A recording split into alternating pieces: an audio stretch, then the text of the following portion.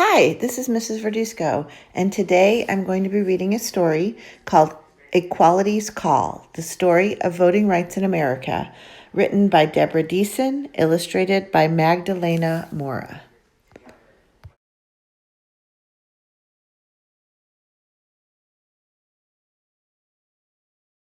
Our founders declared when our country began that consent of the governed was part of the plan. Through voting, elections, and representation, the voice of the people would strengthen our nation. In fact, though, for years, this great founding ideal was extended to some and for others not real. But we heard in the distance equality's call.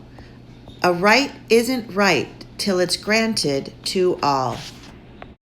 The states set the rules about who got to vote, and your gender, your race, and your wealth were of note. White men with property went to the polls, but the rest of the people were left off the rolls.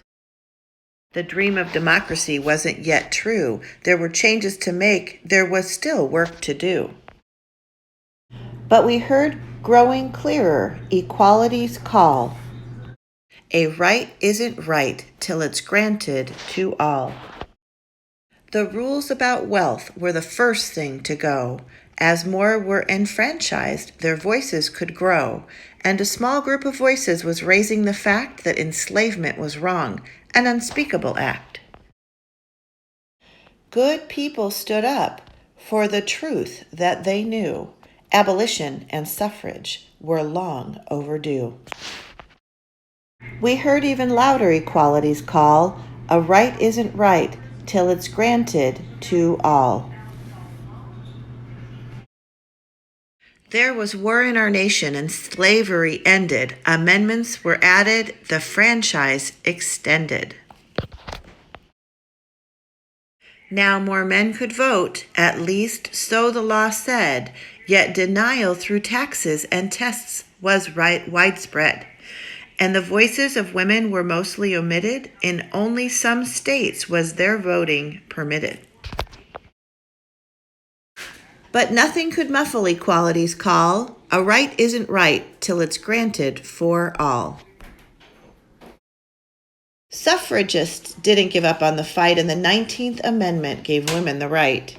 But voters of color still met with oppression. Their voting was hindered by brutal suppression. So we passed legislation to make voting fair, to extend and protect voters' rights everywhere.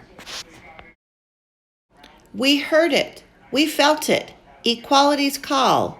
A right isn't right till it's granted to all. The journey's not over, the work hasn't ended. Democracy's dream must be constantly tended. But where we are now is a debt that we owe to the work of more people than we'll ever know. And each time we vote, we acknowledge that past. We honor our rights to ensure they will last. For to vote is to answer equality's call. And each time we vote with them all. On the next few pages is information all about the voting-related amendments and legislation, and then the last 2 pages have a list of the voting rights activists, those people who made it all happen. Encourage all your grown-ups to vote.